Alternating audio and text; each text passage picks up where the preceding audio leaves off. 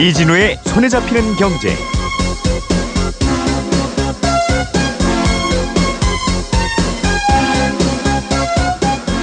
안녕하십니까, 이진우입니다. 손에 잡히는 경제가 뽑은 오늘의 숫자는 3억 원입니다.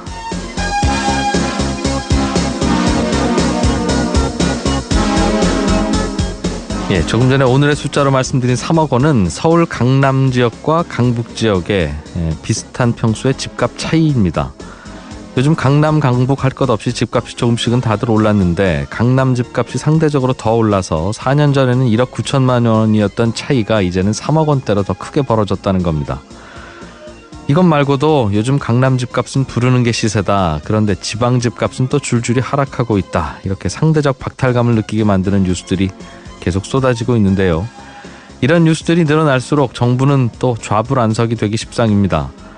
그런데 어제 청와대가 당장 추가적인 부동산 대책은 없다고 밝혔습니다. 전체적인 그림이야 갖고 있지만 매일매일 일기 쓰듯이 대책을 발표하지는 않겠다는 뜻입니다.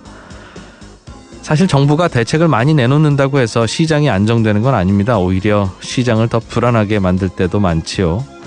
예컨대 영국 프리미어 리그에서 뛰고 있는 손흥민 선수가 전광판의 점수 기록만 보고 계속 경기를 한다면 골을 어떻게 넣겠습니까? 점수가 아니라 경기 자체에 집중해야 되는 건 아마 정부도 마찬가지일 겁니다. 물론 경기를 뛸 만한 실력과 체력을 갖췄느냐, 또 이건 별개의 문제지만 말이죠.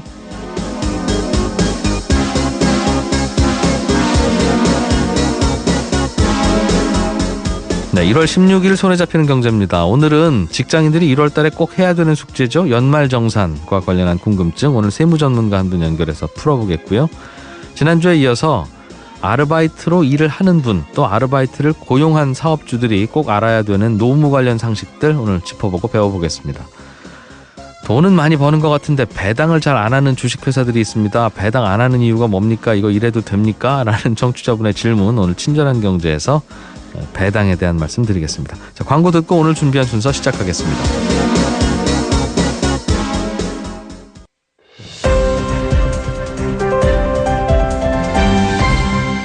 이진우의 손에 잡히는 경제. 네, 한국경제TV 김치영 기자와 함께 또 눈에 띄는 경제 뉴스들 살펴보겠습니다. 어서 오십시오. 네, 안녕하세요. 택시 리스 제도라고 하는 제도가 나오는 모양입니다. 이게 뭐예요? 리스라고 하면 자동차 주로 이제 뭐 기계도 그렇게 빌립니다만 한 달에 얼마씩 내고 택시를 빌린다 이런 뜻이에요? 그렇죠. 서울시에서 지금 택시 리스제를 도입하려고 논의 중이고요.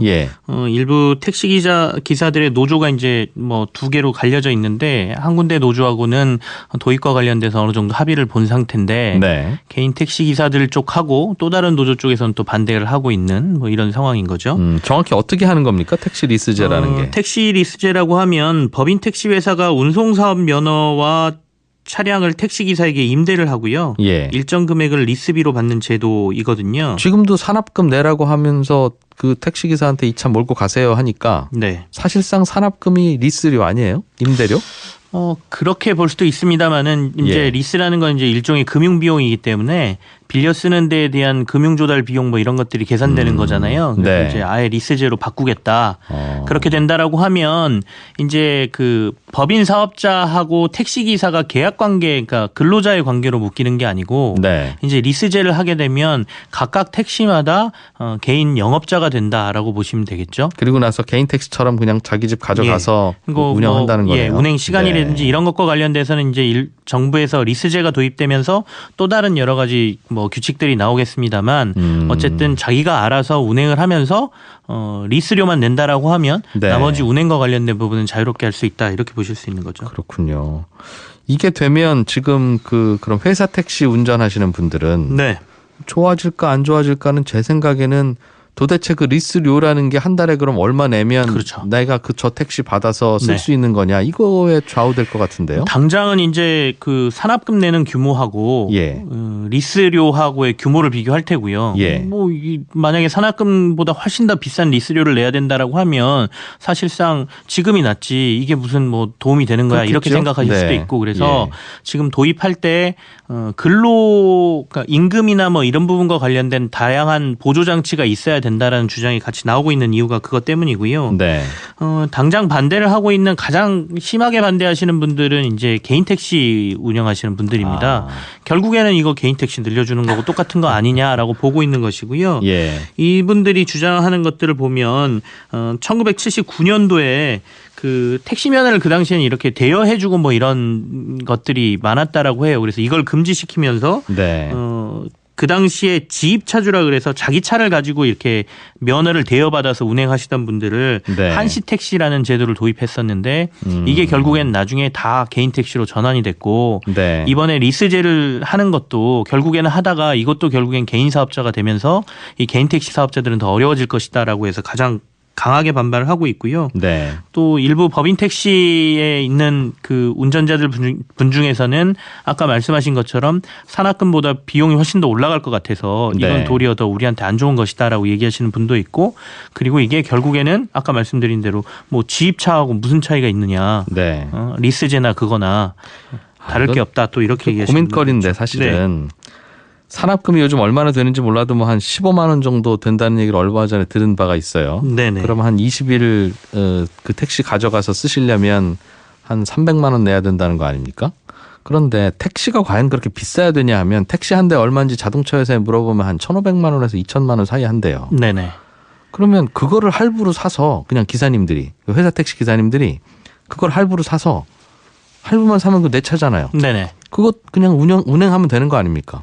사실은 협동조합 택시라 그래서 네. 최근에 그런 분들이 있었죠. 그러니까 자기 돈을 태우고 회사에 전부 다 예. 그리고 차도 자기 소유가 되고 이렇게 예. 해서 운행하는 뭐 협동조합 택시라는 게 있는데 현재도 운행을 하고 있죠. 예. 근데 이게 이윤이 그렇게 많이 남지가 않는다라고 얘기를 하죠. 그래서 그것도 택시 한 대에 얼마 주고 샀냐고 그 협동조합 이사장님하고 인터뷰할 때 여쭤봤더니 네네. 한 대에 택시 값은 한 1,500만 원.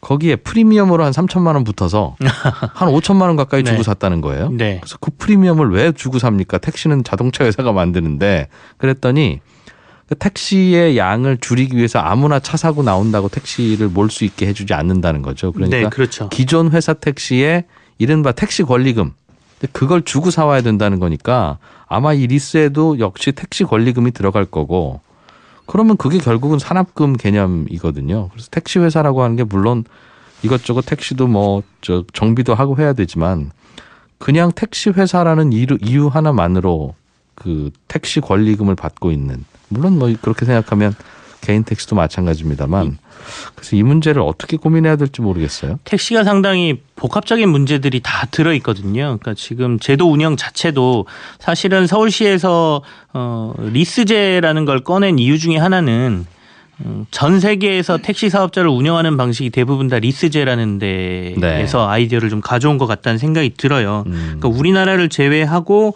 실제로 거의 모든 나라가 다 이 리스제를 하고 있거든요. 근데 그거는 사실상 제가 봐도 사업주가 유리한 방식입니다. 그러니까 우리나라는 택시를 하려면 사업주가 일정 규모의 차고지도 가지고 있어야 되고 택시는 몇 대를 보유하고 있어야 되고 이런 규정들이 다 정해져 있거든요. 그러니까 큰 돈이 있지 않으면 사실 택시를 운행하기가 힘든데 이 리스제가 도입되기 시작하면 이건 또 다르거든요. 이렇게 큰 비용 없이도 조금 운영하는 데 있어서 묘를 발휘할 수가 있어서 운영 사업자들에게 조금 더 혜택이 주는 제도가 리스제가 아닌가라는 생각을 개인적으로는 좀 하고 있는데 그래서 이 도입을 놓고 그러니까 택시 기사들이나 이런 분들의 임금이라든지 아까 말한 산학금이라든지 이런 제도에 정밀한 보완책이 필요하다라는 주장이 나오고 있는 이유가 그건 것 같습니다.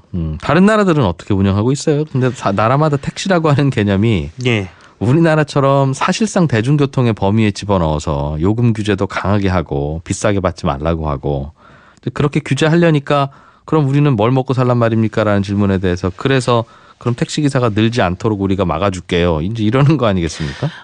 다른 나라들도 일부 규제는 있습니다. 특히 우리나라처럼 지역 규제를 하는 나라도 있고요. 다들 택시를 일부 규제는 하고 있는데 다만 우리나라가 택시가 조금 많아요. 특히 서울 지역에 택시가 좀 많은 편이거든요. 그래서 택시 1인당 인구수가 뉴욕은 14명, 런던이 107명, 뭐 파리가 131명이라고 하는데 우리나라는 134명이거든요. 그래서 택시 이용 분담률이 서울이 6.7%고 뉴욕이 강북이나 파리 이런 데는 1에서 3% 수준밖에 안 되기 때문에 결국에는 이렇게 많아진 택시 수를 서울에서는 계속 제한할 수밖에 없는 상황이 온 거고 그렇다 보니 여러 가지 규제나 뭐 이런 것들이 같이 나오고 있다라고 보셔야 되겠고요. 다만 아까 말씀드린 것처럼 우리나라와 일본은 사업 주체가 개인이냐 법인이냐로 구분돼 있는데 네. 다른 나라들은 조금 다릅니다. 그러니까 노상배회 택시 그러니까 승차 대기하고 있다가 부르면 가서 태우는 택시랑 그다음에 콜택시 이렇게 두 가지로 구분돼 있다라고 하거든요. 그래서 네. 운영 방식도 조금 다르고 그래서 모든 걸 다 일괄적으로 해외에서 하고 있기 때문에 우리나라도 이 제도를 도입해야 된다 이렇게 얘기하기는 좀 힘든 것 같습니다. 다른 나라는 회사 택시라도 그냥 한 달에 그 기사님이 임대료를 얼마로 납부하고 네. 나머지는 다 가져가는.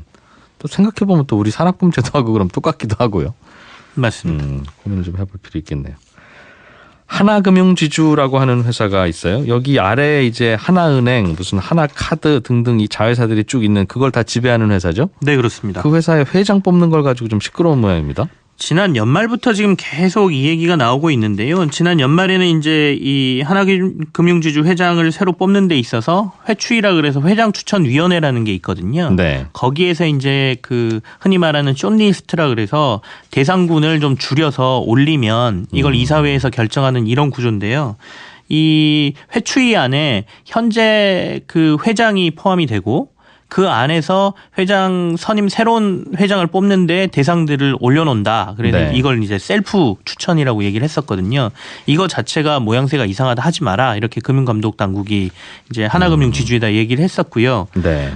그래서 하나금융지주가 그래 그러면 회장 빠지고 우리 할게. 라고 해서 회장을 빼고 회추위를 구성해서 지금 회장을 뽑으려고 하고 있는데 네. 얼마 전에 다시 한번 금융당국 쪽에서 지주 회장 선임 절차를 좀 당분간 중단해달라. 여러 가지 논란이 많으니 이 부분을 좀 밀어놓고 나중에 여러 의혹이 해소된 다음에 했으면 좋겠다라고 또 의사를 전달을 했죠. 네. 그렇다 보니까 민간 금융회사에 왜 자꾸 이렇게 금융감독기관이나 금융당국이 회장을 뽑는 누가 데 있어서 회장 되는지에 간섭을 대해서 하느냐. 간섭하느냐. 예, 이런 얘기가 지금 나오고 있는 상황이죠. 좀 다른 얘기입니다만 네. 하나금융지주라고 하는 것도 회사잖아요. 그렇습니다. 그러면 사장이지 왜 여기는 회장입니까? 금융지주에서는 전부 다 이제 이름을 다 회장으로 괜히 예. 부르더군요. 예, 어떤 회장으로 하고요. 은행은 총재라고 부르고. 밑에 계열사들이 워낙 많기 때문에 아니, 계열사 많은 회사는 예, 많잖아요. 사장이라고 두고 네. 그 위에 있는 사람을 최고 경영자를 이제 회장으로 부르는 명칭을 쓰고 있는 것이죠. 은행 창업주도 아닌데. 근데 당국에서는 왜 이걸 간섭을 하겠다는 건가요? 일단은 지금 연임과 관련돼서 지금 현재 회장이죠. 김정태 회장이 여러 가지 논란에 쌓여 있다는 거예요. 그래서 만약에 또 한 번 연임을 했을 경우에 네. 나중에 이 지금 조사하고 있는 문제들이 뭐 위법이나 탈법이라는 행위로 드러났을 경우에는 또 처벌을 받고 그러면 공석 사태가 일어날 수 있어서 그걸 사전에 막기 위해서 아예 이런 것들이 다 정리된 다음에 하는 게 어떻겠느냐라고 지금 얘기를 하고 있는 것이고요. 하나금융 지주 입장에서는 어떻게 얘기를 하고 있냐면 자체적으로 회추위라는 곳에서 이런 것과 관련된 위험성이나 나중에 문제들을 다 검토하는 상황인데 네. 그걸 왜 굳이 감독 당국이 이걸 얘기를 하느냐라고 주장하고 있고요. 내부 판단으로 했을 때는 지금 제기되고 있는 두 가지 문제거든요. 하나는 그 불법 대출과 관련된 문제가 하나 있고요. 네. 하나는 그 채용 비리와 관련된 문제인데 내부적인 검토에 의해서는 이게 큰 문제가 없을 것으로 판단한다. 이렇게 얘기를 하고 있는 상황입니다. 조사는 조사대로 하고 문제가 있으면 법에 따라서 당신은 문제 있으니까 물러나시오 하면 되는 건데. 결정 나기 전에 이렇게 얘기하는 것도 조금 우스워 보이고요. 알겠습니다. 정부에서 약간 틈을 보이니까 또 하나금융지주가 원래는 보통 예년에는 회장 뽑는 게 한 2월쯤 시작되거든요. 근데 네. 재빨리 또 1월에 빨리 하자고 좀 일정을 당긴 것도 사실상 감독 당국에게는 좀 뭐라 그럴까요? 괘씸죄로 보였다고 할까요? 이런 네. 것도 좀 있는 것 같습니다. 미국의 자동차 회사인 GM이 우리 정부한테 신규 투자를 요구했다는 뉴스인데 우리 정부가 투자를 하라고요? 그게 무슨 말입니까? 지금 한국 GM이 좀 어려운 상황입니다. 자본 잠식 상태거든요. 예. 그러니까 회사 내에 있는 현금이 금고에도 없고 그리고 뭐 주식 등 발행해서 받아놓은 자본금마저도 지금 없는 상태다. 장부상에 지금 네. 그게 마이너스까지 들어간 상태다. 이렇게 보이는데요. 그렇다 보니까 추가 투자가 좀 필요한 상황이거든요. 네. GM은 이제 그 우리나라 정부에 그렇게 요구를 한 것이죠. GM이 만약에 한국에서 문을 닫게 되면 여러 가지 근로자나 이런 문제가 네. 생기지 않느냐. 일자리 사라지니. 네, 일자리 사라지니 한국 정부에서 좀 도와준다고 하면 우리도 그걸 보고 여기에 대한 적극적인 투자라든지 아니면 이런 것들을 해볼 생각이 있다. 본사 쪽에서 그런 의사를 보이고 있으니 한국 네. 정부가 전향적으로 좀 나서달라라고 지난 연말에 이제 본사 측에서 한 임원이 들어왔는데 정부 관계자들을 만나서 이런 얘기를 했다. 실제로 이제 올해 들어서 돌아오는 여러 가지 채권 부분 차입금 뭐 이제 그 만기가 도래하는 차입금과 관련돼서 한 1조 원 정도를 우리 정부에서 좀 부담을 해줬으면 좋겠다라고 정부에서 부담해달라고 하는 게 결국은 우리나라 뭐 수출입은행이든 혹은 산업은행이든 이런 국책은행이 그렇죠. 돈 좀 추가로 빌려주세요 그 말이네요. 예, 그렇죠. 그렇게 해준다라고 하면 뭐 신차 라인을 한국에다 만들고 네. 뭐 이런 것들을 좀 할 수 있다 이렇게 얘기를 했다는 거죠. 일자리 많이 생기는 기업이 어려워지면 정부가 어떤 식으로든 돈 넣는다는 걸 이 친구들도 알았네요. 그렇죠. 그걸 과거에도 이용하고 뭐 있는 사례들이 것이죠. 얼마나 사례가 그리고 많은데. 과거에 이제 저희가 또 쌍용차 사례가 있기 때문에 네. 자동차와 관련된 아픈 사례들이 좀 있는 상황이고 자동차 산업이 워낙 고용이나 이런 부분에도 미치는 영향이 크기 때문에 이걸 좀 이용하려 하고 있다라고 봐야 되겠습니다. 안 들어주면 안 빌려주면 어쩌겠다는 겁니까? GM 쪽은? 지금 현재 뉘앙스를 풍기고 있는 것은 한국을 좀 정리할 것 같은 뉘앙스를 좀 풍기고 있죠. 이미 여러 가지 글로벌 전략을 짜는 데 있어서 GM이 지금 하고 있는 모양새들이 한국을 네. 정리하는 것 아니냐는 의구심을 들게 하고 있어요. 노조 측에서 지금 주장하고 있는 것도 그건데요. 지금 군산 공장의 주요 생산 차량이었던 이제 그 GM의 올란도라는 차량이 있는데 네. 이게 이제 새로운 버전 에퀴녹스라는 차로 바뀌거든요. 이걸 국내에서 생산하지 않고 다 수입해서 판매하겠다라고 이미 발표를 했고요. 네. 그러니까 이 라인이 이제 가동이 안 되는 것이죠. 그리고 군산 공장에서 생산하고 있는 차들의 부품을 10년치를 올 3월까지 뭐 중국 공장으로 다 옮기겠다. 뭐 이런 얘기도 하고 있고요. 그 얘기는 앞으로 이 부품을 이용한 차도 생산하지 않겠다 이런 얘기가 되기 때문에 네. 조금은 정리하려고 하는 뭐 모양새도 좀 취하면서 또 한편에 와서는 좀 도와달라라고 전략을 펼치는 아주 고도의 전략을 펼치고 있다 이렇게 봐야 되겠습니다. 그럼 정리는 할 생각인데 정부가 돈 집어넣어주면 그냥 그 돈까지는 한국에서 쓰고 우리는 가겠다는 거면 한국 정부 돈으로 공장 몇 년 더 굴리시겠습니까? 아니면 마시겠습니까? 이 질문한 거네요. 네, 그럴 수도 있습니다. 정부에서는 이 공식적으로 이런 요구가 들어왔다라고는 지금 뭐 부인을 하고 있는 상황이에요. 여러 가지 뭐 논의를 했다 이렇게만 얘기하고 있습니다. 한국경제TV 김치영 기자였습니다. 고맙습니다. 네, 감사합니다. 알아야 될 것들 많이 안내를 해주고 눈높이에 딱 맞는 만인의 경제 과외 선생님. 다음 순서는 친절한 경제입니다. 네, 오늘은 청취자 이동열 씨가 주식 투자를 하시는데 투자한 회사가 돈도 잘 벌고 다 좋은데 배당을 거의 안 해준다고요. 돈을 많이 벌면서 왜 배당을 안 하는지 이거 혹시 법적으로 문제 삼을 수는 없는 건지 궁금합니다. 이런 질문 보내오셨네요.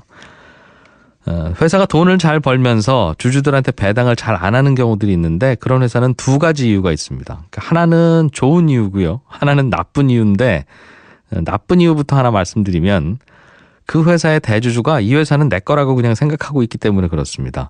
그러니까 내 지분이야 한 30%도 채 안 되지만 내가 최대 주주고 오너고 회장이면 이 회사 돈 다 내 맘대로 쓸 수 있는데 뭐하러 배당을 하냐. 배당을 하면 배당 소득세만 더 내지 회사에 그 돈 그냥 쌓아둔다고 그 돈 내가 못 쓰는 돈 아니지 않느냐. 심지어는 내가 해외여행을 가도 회사 돈으로 월급 주는 직원들 데리고 가서 수발 들게 하고 뭐 돈이 다 회사 돈이라고 대주주는 다 그 돈 다 쓰는데 불편함이 아무것도 없는데 뭐하러 배당을 하냐 이제 이런 생각을 마음속으로 하는 겁니다.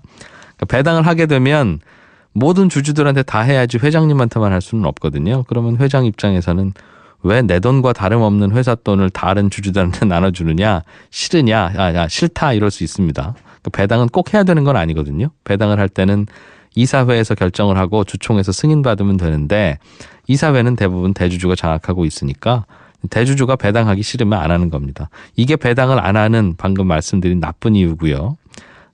우리나라는 작은 지분으로 기업 전체를 지배하는 오너들이 특히 많아서 이런 이유로 배당 안 하는 경우가 또 꽤 있습니다. 또 근데 배당 안 하는 회사가 다 이런 회사라는 말씀은 아니고요. 배당을 안 하는 좋은 이유도 있습니다. 사실은 배당이라는 건 회사가 번 돈을 주주들한테 다시 되돌려주는 거거든요. 그런데 생각해보면 회사라는 게 뭡니까? 주주들 돈으로 열심히 그 돈 굴려서 투자해서 돈 벌겠다고 주주님들 주머니에 돈이 각각 흩어져 있으면 그 돈이 효율적이지 않으니 우리가 그 돈 가져다가 돈 벌어보겠습니다라고 만든 결사체가 회사인데 회사가 배당을 준다는 건 다시 말하면 이 돈 회사가 갖고 있어봐야 별로 더 투자할 것도 없고 돈 더 잘 굴릴 자신도 없습니다. 이런 뜻이거든요. 그러니까 축구로 치면 공격수가 자기 편 수비수한테 백패스하는 건데 뭐 백패스하지 말라는 규칙은 없습니다만 공격수가 공격해야지 이 백패스하면 좀 이상하잖아요. 그래서 배당을 많이 하면 마냥 좋아할 게 아니라 이 사람들아 이 돈 배당하지 말고 모아놨다가 기계도 사고 직원도 뽑고 투자해서 돈 많이 벌어야지 자꾸 주주들한테 돈을 되돌려주면 너희들 돈 벌 자신 없는 거야? 이제 이런 식으로 따져 물어보기도 해야 되는 겁니다. 그래서 이 배당이라는 건 많이 한다고 좋은 것도 아니고 또 안 한다고 나쁜 것도 아닙니다. 다만 나쁜 이유로 안 하면 그게 나쁜 거죠. 예를 들어서 미국의 아마존이라는 회사는 돈을 많이 벌지만 배당을 지금까지 한 번도 안 했답니다. 그러니까 돈이 있으면 더 투자하고 회사를 더 키워야 그게 주주들 위하는 거지. 주주들한테 현금 나눠주면 그 현금만큼 회사의 성장 속도는 느려지지 않냐. 그게 주주들한테 오히려 더 나쁜 거다. 이런 논리인데 뭐 들어보면 일리가 있지요. 예. 친절한 경제였습니다.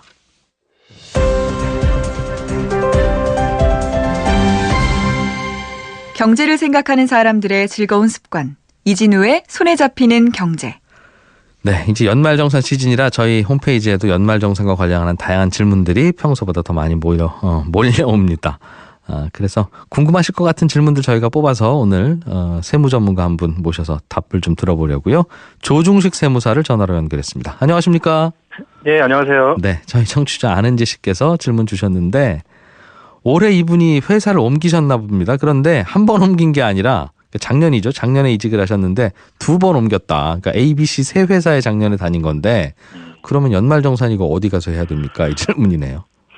일단 연말정산은 지금 연말정산 시즌이잖아요. 네. 그 연말정산 시즌에 다니고 있는 회사에서 뭐 하는 게 당연히 맞고요. 근데 이제 작년 소득을 연말정산 하는 건데 지금 C 회사 말고 A 회사, B 회사 두 군데도 지금 다닌 그 기록이 있다 보니까 네. 이런 경우에는 두 가지 방법이 있는데 지금 C 회사에서 지금 다니고 있는 연말정산 할 때 과거 A 회사, B 회사에서 받았던 소득 자료 원천징수 영수증이죠. 그거를 지금 회사에 제출을 하면 지금 회사에서 다 합산해가지고 연말정산을 해줍니다. 그러니까 얼마 떼어서 정산했으니 나머지만 해주세요 이 말이네요. 지금 회사는. 그렇죠. 네. 그렇게 하는 방법이 있고 만약에 뭐 받을 수 없다거나 뭐 귀찮다거나 이러면은 지금 C 회사에서는 과거에 뭐 다른 회사에서 얼마 벌었는지 모르잖아요. 얼마 냈는지도 모르고요. 그러니까 그냥 지금 회사에서 지급한 돈만 가지고 연말정산 하거든요.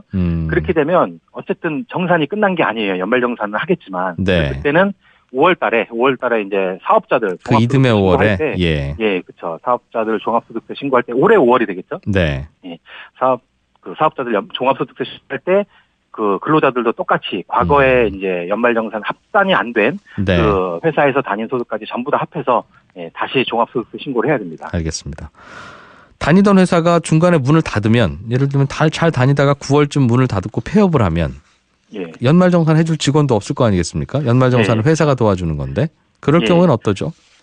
그때도 뭐 사실 앞에 나온 말씀에 답이 들어있는데 지금 연말정산 시즌에 다니고 있는 회사에서 하는 거라고 말씀드렸잖아요. 그러니까 다니고 있는 회사가 없으면 그 회사가 없어지고 그러면은 연말정산 할 수가 없거든요. 그때는 어쩔 수 없이 5월 달로 가서 본인이 스스로 종합소득세 신고를 하는 방식으로 정산을 해야 됩니다.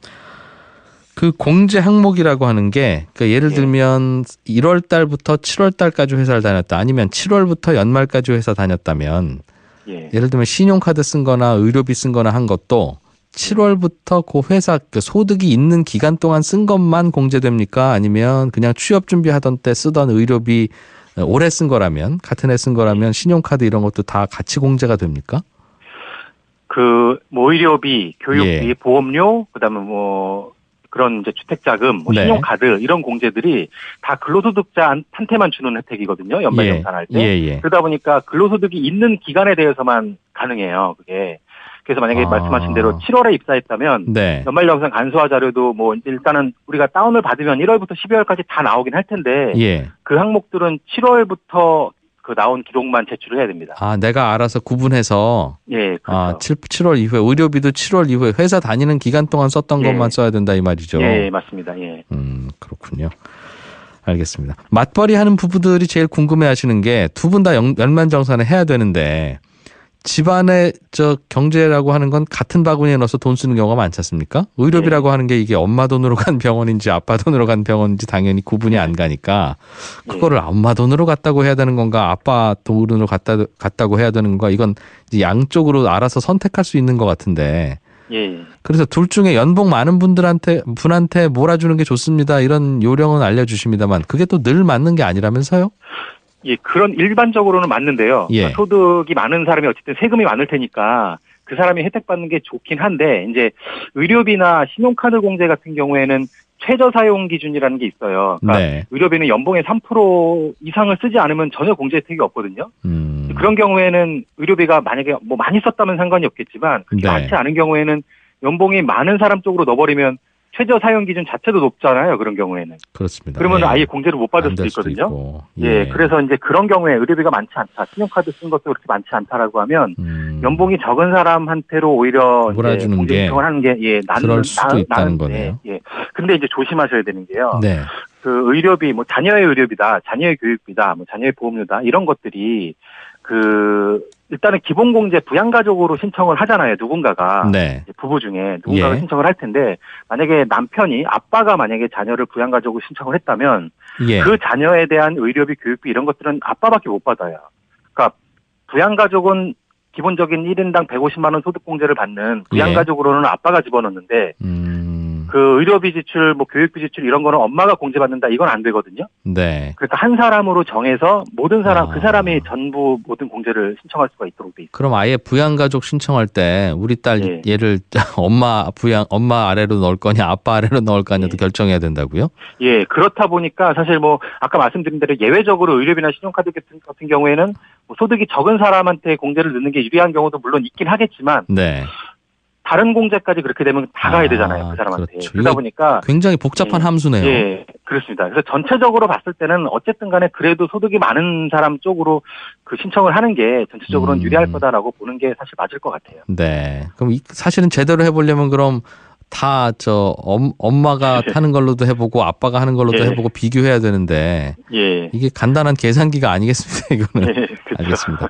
그럼 예를 들면 부모님 모시고 사는 경우에도 그분도 이제 부모님도 부양가족에 포함이 되는데 그럼 그거를 예를 들면 시부모님이라면 아들이 모시는 걸로 할 건지 며느리가 모시는 걸로 할 건지 장인 장모라면 사위가 모시는 걸로 할 건지 딸이 모시는 걸로 할 건지를 그것도 똑같이 결정을 하고 고민을 해야 된다는 뜻입니까?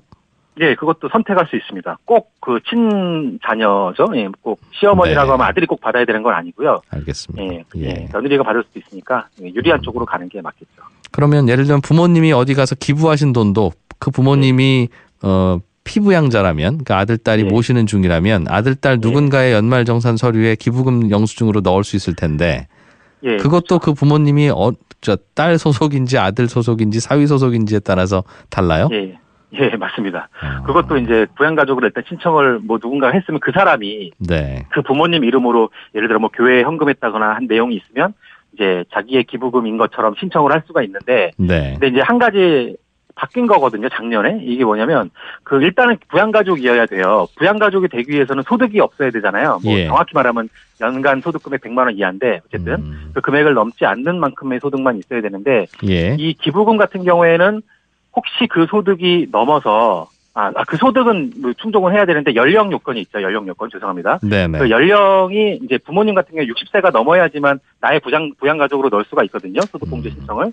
그런데 만약에 60세가 안 되셔서 그 부양가족으로는 못 넣었더라고 해도 기부금이 있으면은 공제 신청을 할 수가 있어요. 그건 또 돼요? 소득은 넘으면 안 됩니다. 그 대신 소득은 넘으면 안 돼요. 다른 수입이 있으시면 안 되고 어머니가. 소득이 넘어서 부양가족이 못 된 경우라면 안 돼요. 근데 소득은 없으신데 연령이 안 돼서 부양가족을 내가 못 넣었다. 자녀도 마찬가지고요. 자녀는 오히려 반대로 20세가 넘으면 안 되는데 20세 연령이 소득은 없지만 연령이 넘어서 내가 부양가족으로 못 넣을 수 있잖아요. 하지만 그런 경우라도 자녀의 이름으로 기부한 게 있다면 그거는 공제가 가능하다는 거죠. 기부금도 사실은 받는 곳이 있으면 대부분 또 그렇게 해주는 것도 있습니다만 일부 종교단체들이 안 해주는 것 같은데 국세청에 내가 아무개로부터 기부금 얼마 받았다고 신고하도록 하면 지금 병원들은 의료비 얼마 받은 거 다 신고하니까 우리 홈택스에만 들어가면 내가 1년에 병원 이만큼 갔구나라는 게 내 기억에서도 잘 안 나는 게 이미 거기서 알려주잖아요. 예, 그렇죠. 기부금도 그렇게 받은 쪽에서 받았다고 하면 이걸 뭐 영수증 다시 떼다가 내몰 것도 아니고 뭐 어디에 넣을지도 고민할 필요도 없는데. 예, 맞습니다. 그게 참 이게 교회나 뭐 사찰이나 이런 성당 이런 데 좀 협조를 요청을 해야 되는데 아마 지금도 그게 안 되진 않을 것 같거든요. 근데 뭐 최근에 그 종교단체 과제 관련된 해주는 것도 있고 안 해주는 것도 있고 그런 모양이에요. 그 종교단체 과제에 대한 그런 내용을 보면 입장을 보면 아마 기대하기가 좀 쉽지 않을 것 같습니다. 기부금 많이 냈다고 세금 걷는 거 아니니까 거기는 어차피 법인세 안 내지 않습니까? 그러니까요. 그러니까 좀 그런 것 좀 해주시면 좋겠네요. 네. 해도 상관없는데 상당히 좀 민감하게 반응을 하죠. 알겠습니다. 월세 소득공제 해주는 게 있잖아요. 이게 그럼 월세 내고 있는 모든 근로자는 월세 낸 거 다 연말정산에 도움 된다 이렇게 이해하면 돼요? 아니면 안 되는 것도 있습니까? 일단은 연봉이 뭐 예를 들어서 연봉 막 2억 3억인 사람이 타워필리스 월세 산다. 뭐 혜택 주기 좀 그렇죠. 그래서 일단은 연봉에 대한 기준이 있어가지고요. 총 금액이 7천만 원이 넘지 않아야 돼요. 일단 넘지 않아야 되고요. 만약에 7천만 원은 안 넘었는데 연봉은 한 5천만 원 정도 되는데 또 별도로 자기 명의로 다른 사업을 해서 거기서 막 수익 번다. 그럼 또 안 되잖아요. 그래서 연봉은 7천만 원 안 되더라도 다른 소득도 합쳐가지고 종합소득 금액이 6천만 원이 넘으면 그것도 안 되고요. 일단 소득 기준이 있습니다. 그럼 연봉 5천에 다른 아르바이트 5천 이건 돼요? 아르바이트는 일용직으로 신고되기 때문에 그거는 괜찮습니다. 그건 괜찮아요? 합산이 안 되거든요. 알겠습니다. 그리고 일단 소득 요건이고 집도 좀 전에 제가 말씀드렸는데 너무 비싼 집은 안 되고 이런 데 살면 안 되잖아요. 그래서 국민주택 규모 이하 뭐 금액은 기준이 없는데 이제 규모가 너무 큰 집은 안 되는 걸로 돼 있고요. 그런데 이 월세 소득공제를 집주인이 꺼려하는 경우들이 있습니다. 소득공제를 세입자가 신청하는 걸. 그래서 세입자가 그럼 신청할 방법은 그냥 월세 보낸 통장만 보내주시면 돼요. 또 이런 법이 있는 모양인데 집주인도 어떻게 그걸 아시고 때 되면 와서 현금으로만 받아간다고. 이럴 때는 어떻게 합니까? 이런 질문이 있네요. 그 과거에 이게 월세가 소득공제였다가 세액공제로 바뀌었는데 뭐 그게 중요한 건 아니고 어쨌든 혜택을 처음에 주기 시작했을 때는 이렇게 이제 임대인들의 월세 소득을 좀 포착을 하자라는 취지도 있고 하다 보니까 그런 과정에서 이 지급 내역까지 제출하도록 지금 말씀하신 대로 그런 이제 조건이 있었거든요. 혜택을 받기 위해서는. 그 증거를 대라 이거죠. 그러니까 월세 냈다는 증거를. 근데 지금은 그게 다 없어졌습니다. 없어졌고요. 그냥 그 말씀드린 대로 연봉 기준 넘지 않고 소득 기준이죠. 그다음에 집이 임차한 집이 이제 국민주택 규모 이하면서 마지막 한 가지 추가적인 요건이 그 집으로 전입 신고만 했으면. 그러면은 뭐 실제로 월세 지급한 내역 이런 거랑 상관없이 월세 계약서만 있으면 돼요, 그럼? 그렇죠. 알겠습니다. 같이 살지 않더라도 소득이 없는 부모님도 있을 수 있잖아요. 그러니까 멀리 떨어져 사시지만 별다른 소득이 없는 부모님은 부양가족으로 올려서 연말에 소득공제를 받을 수 있는 걸로 알고 있는데 근데 부모님도 또 그렇게 떨어져 사시다 보니까 아예 소득 없이 사실 수는 없고 동네에 무슨 일이 있으면 나가시기도 하고 그럴 수 있지 않습니까? 그렇다고 해서 아들, 딸한테 나 오늘 가서 뭐 2만 5천 원 벌어왔다고 일일이 다 얘기해 주시는 것도 아니고 그런데 부모님이 그렇게 1년 동안 소득이 조금씩 쌓이면 어느 순간 넘어가면 이 부모님이 피부양자로 등록이 안 되는 경우도 있다면서요. 그게 이제 말씀드렸던 소득 기준인데 그 연간 소득 금액 100만 원이라는 기준을 두고 있는데 그 연간 소득 금액 거기에 해당되는 소득들에서 말씀하신 어떤 이렇게 하루하루 가서 뭐 일당 받으시면서 일하시는 것들 뭐 아르바이트라고 보통 얘기를 할 텐데 일용직이라고 구분을 하거든요. 세법에서는. 일용직 소득은 일단은 소득이 아무리 커도 일용직으로 분류된 소득은 합산이 안 돼요. 그러니까 지금 연간 소득 금액 100만 원 넘느냐를 따질 때는 그냥 아예 없는 걸로 봐주거든요. 그런 거는 상관없는데 정규직으로 입사하셔가지고 이제 월급을 매달 꼬박꼬박 뭐 이렇게 받으신다. 그런 경우에는 경우엔 그렇죠. 그런 경우에는 좀 이제 그 제한에 걸릴 수가 있겠죠. 그 제한이라는 게 1년에 100만 원이면 월급으로 받으시는 돈 통장에 찍히는 돈이 100만 원 넘는 순간 안 된다는 겁니까? 아니요, 그건 아니고요. 그 소득 금액이라는 기준이 사업하는 사람으로 따지면 순이익의 개념이에요. 그래서 만약에 내 부양가족이 사업을 할 수도 있고 회사를 다닐 수도 있는데 회사를 다니는 경우에는 연봉 기준으로 500만 원입니다. 지금 500만 원을 넘지 않으면 되고요. 1년 연봉으로 500만 원 이상 받는 4대 보험 다 되는 그런 직장만 안 다니시면 된다? 그렇죠. 연봉이 500만 원이 안 넘는 회사를 다니긴 좀 어려울 것 같고. 그런데 이제 이런 저 일주일에 한두 번씩 나가서 일하시는 경우도 있을 수 있으니까. 예, 그런 경우나 뭐 잠깐 한두 달 정도만 다녔다거나 이런 경우가 해당이 될 것 같고요. 근데 이제 사업하시는 분들 같은 경우에는 실제로 이제 번 거에서 각종 경비된 순이익 기준으로 100만 원이 안 넘으면 되는 거고요. 알겠습니다. 조중식 세무사께서 좀 이런 건 안 챙기는 분들 있는데 이거 잘 챙겨야 되겠다 싶으신 거 좀 요령을 한두 개만 알려주시면 어떤 게 있습니까? 그러니까 요즘에 뭐 언론에서도 많이 나오는데 그 연말정산 간소화 서비스를 통해서 확인할 수 없는 것들 있잖아요. 대표적으로 안경이나 콘택트 렌즈 얘기 많이 나오죠. 그거는 직접 안경점 가가지고 영수증 받으셔야 되고요.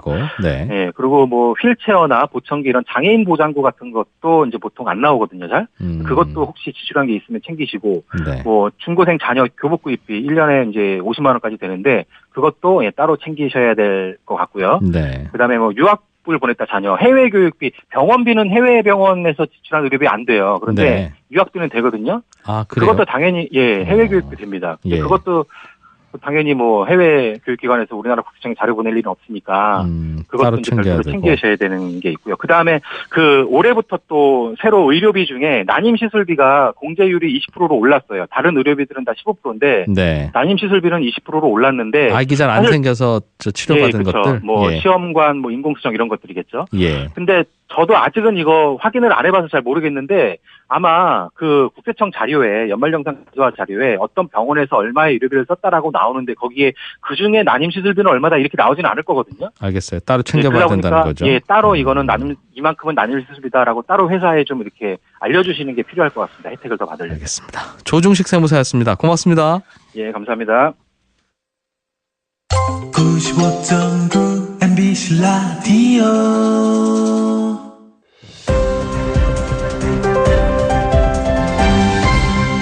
이진우의 손에 잡히는 경제. 아르바이트를 하거나 아르바이트 직원을 고용하는 분들이 꼭 챙겨서 알아둬야 되는 정보 지난주에 이어서 또 챙겨보겠습니다. 노무법인 현율의 장진나 대표 노무사 전화로 연결했습니다. 안녕하십니까? 네, 안녕하세요. 지난주에 저희한테 알려주셨던 게 그 시간당 얼마 이렇게 받기로 하고 일하는 아르바이트의 경우에도 딱 일한 시간 곱하기 그 시급 이것만 받으면 되는 게 아니라 뭐 주휴수당, 야근수당, 연차수당 뭐 이런 등등 여러 가지 수당이 많다고 들었습니다. 설명을 들었는데 이게 5인 미만 사업장은 이렇게 안 챙겨줘도 된다는 규정도 있다고 해서 이게 무슨 얘기인가 싶어서요. 정확하게 말씀을 드리면 그 5인 미만 사업장에서는 그 연장, 야간, 휴일 근로할 때 가산 임금을 지급하지 않아도 된다라는 것이고요. 그 이제 5인 미만 사업장이라고 하더라도 시간의 근로에 대한 대가인 임금 100%는 지급을 하셔야 됩니다. 당연히 시급이 10,000원이면 10,000원은 줘야 되는데 그럼 휴일에 일했다고 해서 15,000원 주거나 밤 10시 넘었다고 해서 15,000원 주거나 갑자기 좀 한두 시간 더 일해줘 했다고 해서 갑작스럽게 부탁했다고 해서 15,000원 주거나 이럴 필요 없다는 겁니까? 그러한 가산 임금에 대한 적용 규정이 없다는 얘기입니다. 그러면 5인이 넘는 곳에서는 그렇게 해줘야 된다는 거죠. 제가 방금 예를 들었던 그렇게 휴일에 일하면 15,000원 이런 식으로. 그렇습니다. 그러면 5인 미만 사업장에서 일하는 근로자만 손해인 건데 그렇잖아요. 똑같은 일을 내가 6인 사업장에서 했으면 15,000원 받았을 텐데라는 거니까요. 이게 왜 이런 식으로 그렇게 됐을까요? 지금 근로기준법이 5인 이하 사업장에서는 영세 사업장이라고 해서 그 가산 임금에 대한 지급 규정은 이제 배제를 하고 있는 것인데요. 지금 뭐 단순하게 이제 지금 현재 법 규정은 그렇게 되어 있지만 5인 미만이라고 하더라도 매출액이 뭐 일정 부분 넘는 그런 그 지불 능력이 충분한 사업장에서는 이런 법 규정들을 굳이 배제해야 될 이유는 없다라고 저도 보여집니다. 저는 글쎄요. 이건 그럼 혹시라도 이 5인 미만 사업장은 영세 사업자니까 어려워서 이런 거 다 줄 수 없다고 혹시 국가에서 판단한다면 야근수당, 휴일수당을 국가가 줘야죠. 이걸 그냥 주지 말라고 하면 어떡합니까? 근로자들은 그러니까 자꾸 큰 기업 다니려고 그러고 공기업 다니려고 하고 그러는 거 아닐까요? 그래서 그런 부분에서 개정 논의를 좀 하자 이런 얘기들도 있습니다. 알겠습니다. 그러면 내가 일하는 직장이 5인 미만 사업장인지 아닌지 봐야 되는데 뭐 한 달 내내 우리 사장님하고 딱 보이는 사람이 눈에 3명이다 이런 거 아니더라도 중간에 수시로 아르바이트 하는 분도 오고 드나드는 분 많은 곳도 있지 않습니까? 그럼 5인 미만 사업장인지 아닌지는 어떻게 알아요?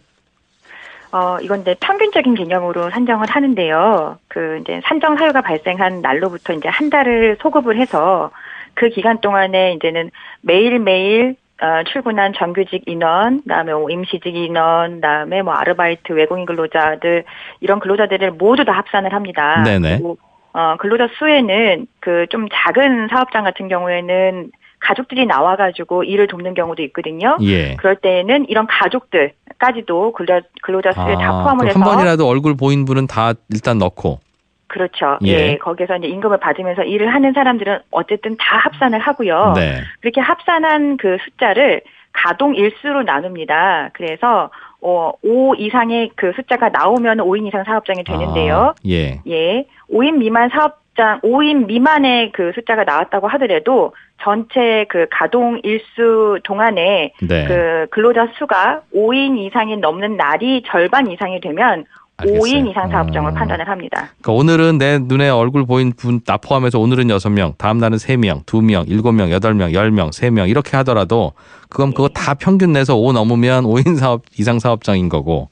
그렇죠. 그리고 제가 쭉 불러드린 그 숫자 중에 5 넘는 숫자가 한 달 내내 문 여는 식당이라면 15를 넘어가면 이건 평균은 안 돼도 5인 이상 사업장이다. 예, 맞습니다. 그런 규정이군요. 되게 편의점 아르바이트 같은 경우에는 편의점에는 기껏해 한 2-3명 돌 것 같으니까 대부분 5인 미만일 것 같은데 그러면 그럼에도 불구하고 편의점 아르바이트 한다고 하면 그래도 받아야 되는 별도 수당이라는 건 뭐가 있습니까? 지금 주휴수당이죠. 그러니까 일주일에 만간을 하면은 발생하는 유급 주휴수당이 예. 있고요. 그건 줘야 되는 거고요. 예. 그러죠. 예. 그리고 이러한 작은 사업장이라고 하더라도 해고 예고수당은 지급을 하셔야 됩니다. 수당은 이제는 주휴수당과 해고 예고수당이 이제 대표적인 것이고요. 예. 최저임금, 퇴직금이 적용되는 것은 다 아실 내용이라고 합니다. 해고 예고수당은 뭐예요? 해고 예고수당이라는 것은 만약에 이제 아르바이트생들이 경험이 없어서 일을 못하는 경우 네. 사업주가 이제 그만둬라라고 얘기를 하실 거예요. 예. 그런데 이렇게 그만둬라라는 얘기를 하는 것 자체가 저희가 법적으로는 해고에 해당이 되거든요. 네. 근데 이제 해고에 해당이 되면 우리나라 노동법에 여러 그 제한 규정들이 많은데 절차가 있겠죠. 5인 미만 예, 그렇죠. 5인 미만 사업장에서는 이런 해고 제한 규정들이 적용이 되지가 않습니다. 하지만 딱 하나 해고 예고 수당에 대해서는 적용이 있기 때문에 예. 작은 사업장에서도 사업주가 근로자를 이렇게 해고할 경우에는 그만둬라 할 때에는 네. 30일분의 해고 예고 수당을 줘서 이제는 해고를 해야 되는 그런 부분들이 있고요. 다만 이제 이런 해고 예고 수당도 일용 근로자나 수습 근로자가 3개월 미만으로 일을 하고 있다고 하면 적용이 되지 않기 때문에 사업주 입장에서는 처음 시작할 때 수습 기간을 좀 설정을 해놓고 그 근무를 시키는 것도 좀 그러면 석 달 이상 일한 직장에서 아르바이트 하다가 사장님이 그만둬 그러면 한 달치 주세요 하고 나와야 되는 거예요? 그렇죠. 그리고 줘야 되는 거고요. 예, 그렇죠. 그 부분에서는 근로기준법에 적용이 있습니다. 이 작은 사업장이라고 하더라도. 제가 예전에 했던 아르바이트들 다 떠오르는데 한 번도 받아본 적 없어요. 예. 이거 혹시 소급 기간은 언제입니까? 그럼 언제까지 이런 게 있었으면 나 다시 받으러 갈래 하면 언제까지 돼요? 지금 수당이고 임금에 관련된 부분들에 대해서는 네. 3년 동안 3년? 있기 알겠습니다. 때문에 소멸시효가 지나지 않으면 지급받을 수 있습니다. 장진나 노무사였습니다. 고맙습니다. 네, 감사합니다. 네, 손에 잡히는 경제 오늘 여기까지고요. 내일 오전 11시 10분에 또 찾아오겠습니다. 이진우였습니다. 고맙습니다.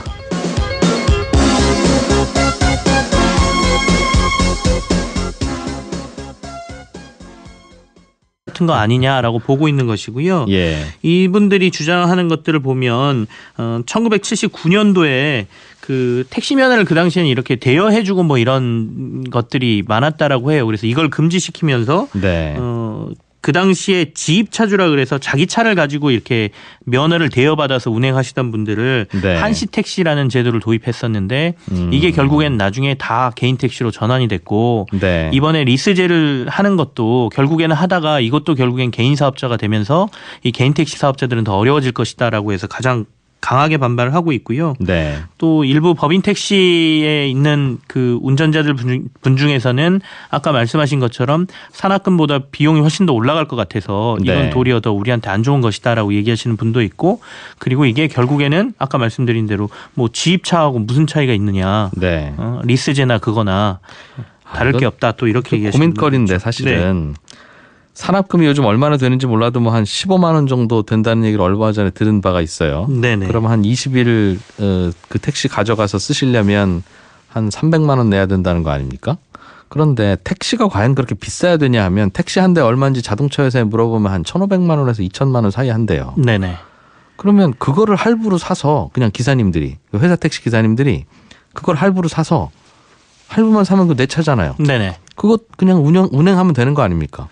사실은 협동조합 택시라 그래서 최근에 그런 분들이 있었죠. 그러니까 자기 돈을 태우고 회사에 전부 다 그리고 차도 자기 소유가 되고 이렇게 해서 운행하는 뭐 협동조합 택시라는 게 있는데 현재도 운행을 하고 있죠. 근데 이게 이윤이 그렇게 많이 남지가 않는다라고 얘기를 하죠. 그래서 그것도 택시 한 대에 얼마 주고 샀냐고 그 협동조합 이사장님하고 인터뷰할 때 여쭤봤더니 한 대에 택시 값은 한 1,500만 원. 거기에 프리미엄으로 한 3,000만 원 붙어서 한 5천만 원 가까이 주고 샀다는 거예요. 그래서 그 프리미엄을 왜 주고 삽니까? 택시는 자동차 회사가 만드는데. 그랬더니 그 택시의 양을 줄이기 위해서 아무나 차 사고 나온다고 택시를 몰 수 있게 해주지 않는다는 거죠. 그러니까 그렇죠. 기존 회사 택시의 이른바 택시 권리금, 그걸 주고 사와야 된다는 거니까 아마 이 리스에도 역시 택시 권리금이 들어갈 거고, 그러면 그게 결국은 산업금 개념이거든요. 그래서 택시 회사라고 하는 게 물론 이것저것 택시도 뭐 정비도 하고 해야 되지만 그냥 택시 회사라는 이유 하나만으로 그 택시 권리금을 받고 있는. 잡히는 경제. 네, 한국경제TV 김치영 기자와 함께 또 눈에 띄는 경제 뉴스들 살펴보겠습니다. 어서 오십시오. 네, 안녕하세요. 택시 리스 제도라고 하는 제도가 나오는 모양입니다. 이게 뭐예요? 리스라고 하면 자동차 주로 이제 뭐 기계도 그렇게 빌립니다만 한 달에 얼마씩 내고 택시를 빌린다 이런 뜻이에요? 그렇죠. 서울시에서 지금 택시 리스제를 도입하려고 논의 중이고요. 일부 택시 기사들의 노조가 이제 뭐 두 개로 갈려져 있는데 한 군데 노조하고는 도입과 관련돼서 어느 정도 합의를 본 상태인데 개인 택시 기사들 쪽하고 또 다른 노조 쪽에서는 또 반대를 하고 있는 뭐 이런 상황인 거죠. 정확히 어떻게 하는 겁니까? 택시 리스제라는 게. 택시 리스제라고 하면 법인 택시 회사가 운송사업 면허와 차량을 택시기사에게 임대를 하고요. 일정 금액을 리스비로 받는 제도이거든요. 지금도 산업금 내라고 하면서 그 택시기사한테 이 차 몰고 가세요 하니까 사실상 산업금이 리스료 아니에요? 임대료? 그렇게 볼 수도 있습니다만은 이제 리스라는 건 이제 일종의 금융 비용이기 때문에 빌려 쓰는 데에 대한 금융 조달 비용 뭐 이런 것들이 계산되는 거잖아요. 그래서 이제 아예 리스제로 바꾸겠다. 그렇게 된다라고 하면 이제 그 법인 사업자하고 택시 기사가 계약 관계, 그러니까 근로자의 관계로 묶이는 게 아니고 이제 리스제를 하게 되면 각각 택시마다 개인 영업자가 된다라고 보시면 되겠죠. 그리고 나서 개인 택시처럼 그냥 자기 집 가져가서 운영한다는 거네요. 운행 시간이라든지 이런 것과 관련돼서는 이제 정부에서 리스제가 도입되면서 또 다른 여러 가지 뭐 규칙들이 나오겠습니다만 어쨌든 자기가 알아서 운행을 하면서 리스료만 낸다라고 하면 나머지 운행과 관련된 부분은 자유롭게 할 수 있다, 이렇게 보실 수 있는 거죠. 그렇군요. 이게 되면 지금 그런 회사 택시 운전하시는 분들은 좋아질까 안 좋아질까는 제 생각에는 도대체 그 리스료라는 게 한 달에 그럼 얼마 내면 내가 저 택시 받아서 쓸 수 있는 거냐, 이거에 좌우될 것 같은데요. 당장은 이제 그 산업금 내는 규모하고 리스료하고의 규모를 비교할 테고요. 뭐 만약에 산업금보다 훨씬 더 비싼 리스료를 내야 된다라고 하면 사실상 지금이 낫지 이게 무슨 뭐 도움이 되는 거야, 그렇겠죠? 이렇게 생각하실 수도 있고, 그래서 지금 도입할 때 그러니까 임금이나 뭐 이런 부분과 관련된 다양한 보조 장치가 있어야 된다라는 주장이 같이 나오고 있는 이유가 그것 때문이고요. 당장 반대를 하고 있는, 가장 심하게 반대하시는 분들은 이제 개인 택시 운영하시는 분들입니다. 결국에는 이거 개인 택시 늘려주는 거고 똑같.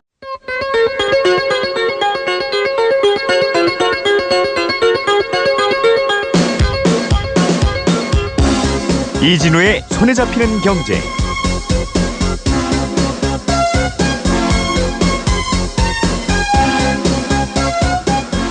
안녕하십니까, 이진우입니다. 손에 잡히는 경제가 뽑은 오늘의 숫자는 3억 원입니다.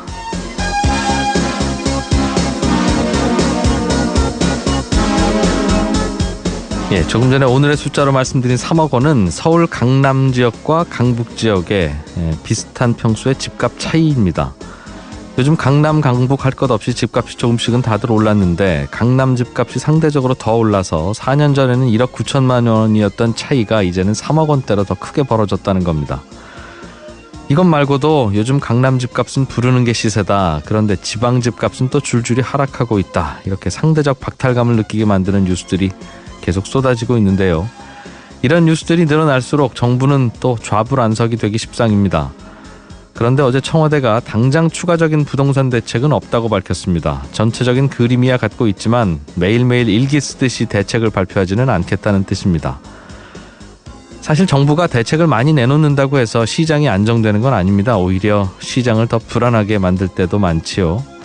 예컨대 영국 프리미어 리그에서 뛰고 있는 손흥민 선수가 전광판의 점수 기록만 보고 계속 경기를 한다면 골을 어떻게 넣겠습니까? 점수가 아니라 경기 자체에 집중해야 되는 건 아마 정부도 마찬가지일 겁니다. 물론 경기를 뛸 만한 실력과 체력을 갖췄느냐 또 이건 별개의 문제지만 말이죠.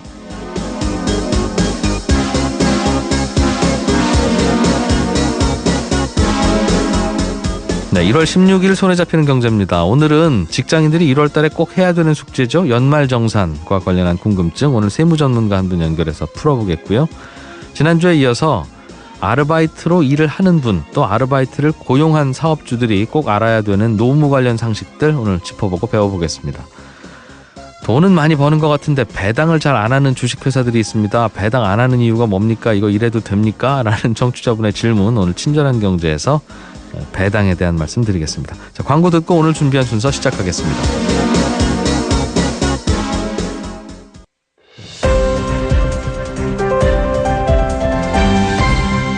이진우의 손에 잡. 물론 뭐 그렇게 생각하면 개인 택시도 마찬가지입니다만 그래서 이 문제를 어떻게 고민해야 될지 모르겠어요. 택시가 상당히 복합적인 문제들이 다 들어있거든요. 그러니까 지금 제도 운영 자체도 사실은 서울시에서 리스제라는 걸 꺼낸 이유 중에 하나는 전 세계에서 택시 사업자를 운영하는 방식이 대부분 다 리스제라는 데에서 아이디어를 좀 가져온 것 같다는 생각이 들어요. 그러니까 우리나라를 제외하고 실제로 거의 모든 나라가 다 이 리스제를 하고 있거든요. 근데 그거는 사실상 제가 봐도 사업주가 유리한 방식입니다. 그러니까 우리나라는 택시를 하려면 사업주가 일정 규모의 차고지도 가지고 있어야 되고 택시는 몇 대를 보유하고 있어야 되고 이런 규정들이 다 정해져 있거든요. 그러니까 큰 돈이 있지 않으면 사실 택시를 운행하기가 힘든데 이 리스제가 도입되기 시작하면 이건 또 다르거든요. 이렇게 큰 비용 없이도 조금 운영하는 데 있어서 묘를 발휘할 수가 있어서 운영 사업자들에게 조금 더 혜택이 주는 제도가 리스제가 아닌가라는 생각을 개인적으로는 좀 하고 있는데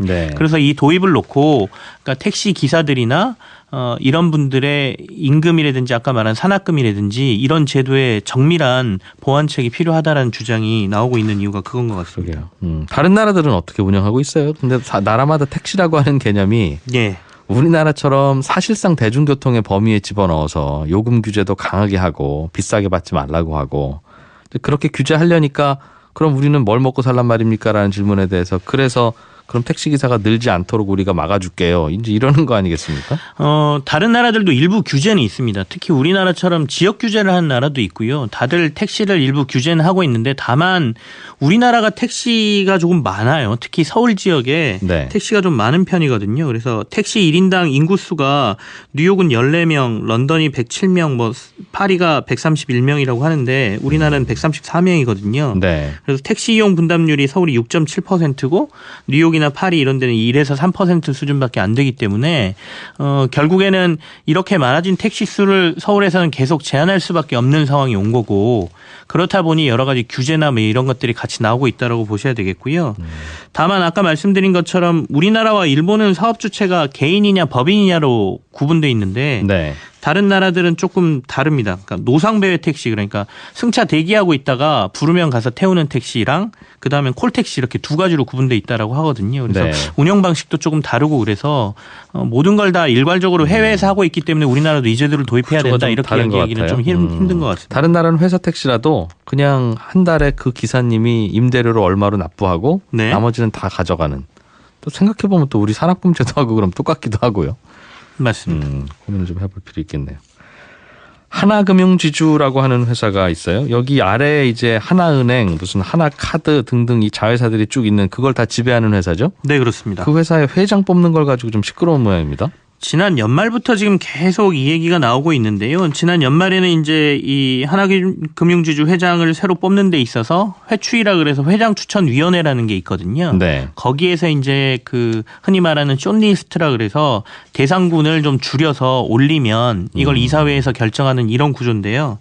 이 회추위 안에 현재 그 회장이 포함이 되고 그 안에서 회장 선임 새로운 회장을 뽑는데 대상들을 올려놓는다. 그래서 네. 이걸 이제 셀프 추천이라고 얘기를 했었거든요. 이거 자체가 모양새가 이상하다 하지 마라. 이렇게 금융감독 당국이 이제 하나금융지주에다 얘기를 했었고요. 네. 그래서 하나금융지주가 그래 그러면 회장 빠지고 우리 할게. 라고 해서 회장을 빼고 회추위를 구성해서 지금 회장을 뽑으려고 하고 있는데 네. 얼마 전에 다시 한번 금융당국 쪽에서 지주 회장 선임 절차를 좀 당분간 중단해달라.